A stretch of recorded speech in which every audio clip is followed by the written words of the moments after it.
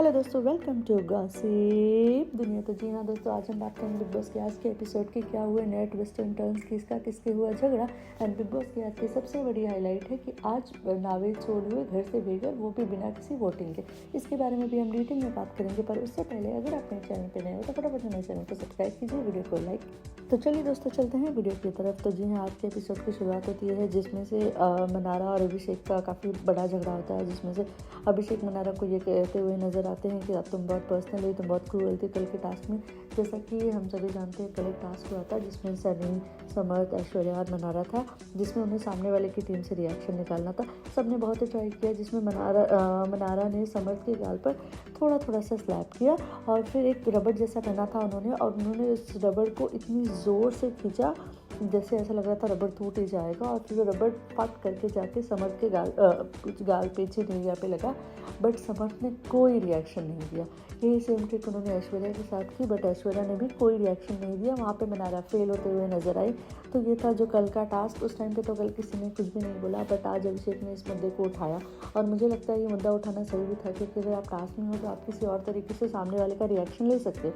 Task का basic मोटो यही था कि सामने वाले से रिएक्शन लेना था। आप एंटरटेनमेंट कर सकते थे, आप कुछ फनी कर सकते थे, जैसे समर्थ ने किया।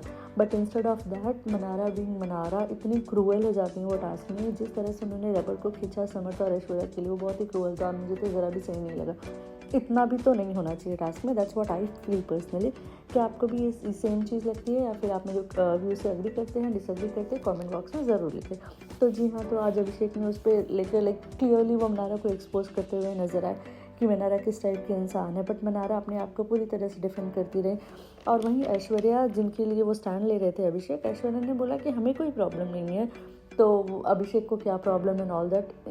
इमेजिन अगर ऐश्वर्या के साथ यही अंकिता ने किया होता तो ऐश्वर्या का क्या रिएक्शन था। बट सभी जानते हैं मनारा बिग बॉस की फेवरेट है, और जैसे ही मनारा का नाम आता है तो मुनव्वर उनको डिफेंड करने आ जाते हैं। ऐसा लगता है कि मुनव्वर मनारा की सिक्योरिटी गार्ड बने फिरते हैं।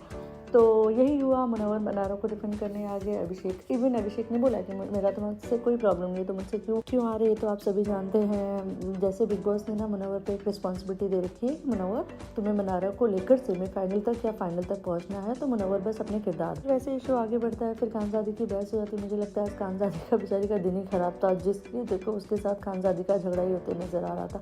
तो उनकी रिंकू जी के साथ बहस हो गई कि ड्यूटी को लेकर, काम को लेकर। घर वालों का मतलब, घर वालों इस बात से नाराज़ हैं कि खानजादी कोई काम नहीं करना चाहती है, तो जो लोगों के अंदर का बिल्डअप था उसमें सब झगड़ा हो जाता है। ये सब झगड़ा होता है, थोड़ा सॉर्ट आउट होता है मामला। तब तक जो मनारा आती है वो बोलते हैं ना, आग में घी डालने का काम करती है, और रिंकू जी को सीधे आके बोलती है कि मैंने सुना आपकी किसी ने आज बेइज्जती कर दी। कुछ क्लियरली मनारा को ये बोलने आती है कि मनारा तुम्हें बात करनी है या तुम्हें आउट ऑफ कंसर्न कुछ पूछना है तो रिस्पेक्ट से पूछो, तुम इस तरह से नहीं पूछ सकती है।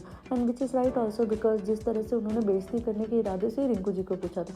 इसी के बाद खानजादी रोते हुए नजर आती है, बोलती है कि मेरी तबीयत खराब है, उसके बाद भी सब लोग मेरे साथ ऐसा करें। अंकिता उनको कंसोल करते हुए, चुप कराते हुए नजर आए। दूसरी तरफ समर्थ, सनी, अरुण ये लोग बैठ के थोड़ा मस्ती करते हुए नजर आते, थोड़ा फन करते हुए नजर आते। ये पानी की बोतल को उनमें से ऐसे निकालते हैं जैसे कि वो लिकर निकाले, दारू का ड्रामा करते हुए नजर आते हैं।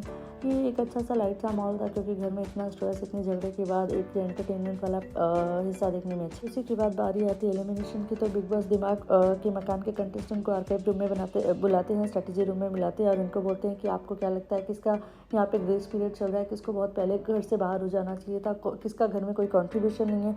तो दिमाग के मकान वाले मिलकर रिंकू जी, जिग्ना जी और नावेद का नाम देते हैं। तीनों नाम दम के मकान से ही होते हैं। तो इसके बाद फिर बिग बॉस घर वालों को सबको ये बुलाकर बताते हैं कि इनमें से जो 3 हैं उनमें से कोई एक एलिमिनेट होगा, और ये जिम्मेदारी वो नील को देते हैं। तो जो दम के मकान के कंटेस्टेंट रहते हैं, जिसमें से ऐश्वर्या, जिग्ना, रिंकू, नील, खानजादी, नावेद होते हैं, ये तीनों मिलकर नावेद को घर से बाहर करने के लिए नॉमिनेट करते हैं, जिसमें खानजादी तो बिल्कुल एग्री नहीं होती है। बट अदर कंटेस्टेंट का कहीं ना कहीं उनका ये कहना होता है कि नावेद को ट्रांसलेटर की ज़रूरत होती है, उनको मैनिपुलेट करना ईजी होता है, वो ज़्यादा इन्वॉल्व नहीं हो पाते हैं। तो यही सब रीज़न देके उन्होंने नावेद को घर से बाहर कर दिया। बट नावेद को घर से बाहर होते जो घर में ड्रामा शुरू हुआ, माय गॉड, जो रोना धोना शुरू हुआ, उसमें से सबसे ज़्यादा जिग्ना जी, जो पूरे एपिसोड में पूरे 1 महीने से कहीं नहीं दिखी, वो इतना रोई हैं, क्या बोलते बोलते रोई हैं, कोई किसी का नहीं है, क्या बोलते हुए रोई। ऐसा लग रहा था जैसे सदियों के मिले हैं और सदियों के लिए जुदा हो रहे हैं, तो सब रोते हुए नज़र आते हैं। अभिषेक बहुत ज़ोर से रोते हुए नज़र आते हैं। खानज़ादी का अलग ही रोना धोना चला है, तो सब मिलकर बेसिकली सारे घर वाले नावेद के लिए रोते हुए नज़र आते हैं। इसी के अलावा नावेद एक फ़न फैक्ट ये होता है, एक फ़न बोलते हैं ना, फ़न फैक्टर ये होता है कि अभिषेक नावेद को प्रपोज करते हैं that will you be my boyfriend, और फिर आई लव यू, और मस्ती मस्ती में नावेद अभिषेक की चीज़ पर थोड़ा सा किस भी करते हैं। एक फ़न पार्ट होता है। वैसे भी कोई नावेद जा रहे होते हैं तो सब लोग उनको एक खुशी खुशी विदा करते हैं ना, वैसा एक माहौल होता है। और फिर अगर बात करें तो खानज़ादी और अभिषेक का क्या चल रहा है, मुझे तो समझ में नहीं आता। खानज़ादी ज़रा भाव नहीं देती अभिषेक को, बट फिर क्यों बार बार अभिषेक ये प्रिटेंड करते हैं और डायरेक्टली इनडायरेक्टली ये शो करना चाहते हैं खानज़ादी को कि आई एम सॉरी, और चलो हमारा एक लव एंगल चलाते हैं। ऐसा यही देख के लगता है, बिकॉज अभिषेक बात कर रहे होते हैं समर्थ के बारे में, बट वो ऐसा प्रेटेंड कर रहे होते हैं कि वो खानज़ादी को बोल रहे होते हैं।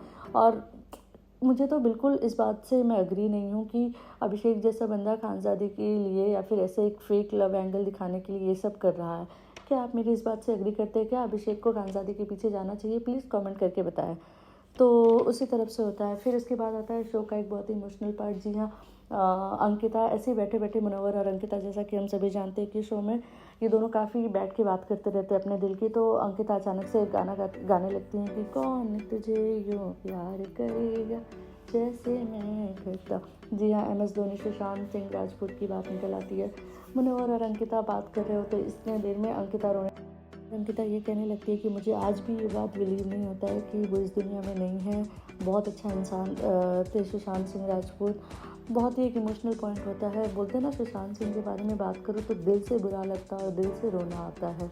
तो ऐसा ही अंकिता के साथ भी हुआ। काफ़ी इमोशनल हो गई थी, इवन रोने लगी थी, और वो ये तक बोल रही थी मेरा तो उसके फ्यूनरल में भी जाने का मन नहीं था, क्योंकि मेरा दिल गवाही नहीं करता कि मैं इस चीज़ को एक्सेप्ट करूँ कि सुशांत सिंह राजपूत इस दुनिया में नहीं है। बोलते हैं ना, she said it's the worst feeling ever कि वो इस दुनिया में नहीं है, and I still can't accept it. Like मैं आज भी सोचती हूँ सुशांत सिंह के बारे में तो मेरी आंखें भर आती हैं, and all that, and which is very genuine, क्योंकि प्यार था, रिश्ता था, तो डेफिनेटली फीलिंग्स थी। एनीवे, आपका क्या कहना है इन सब मामले में कमेंट करके ज़रूर बताएं। ऐसे बिग बॉस से रिलेटेड अपडेट्स के लिए, रिव्यू के लिए मेरे चैनल को सब्सक्राइब कीजिए, वीडियो को लाइक कीजिए। Thank you so much guys for watching.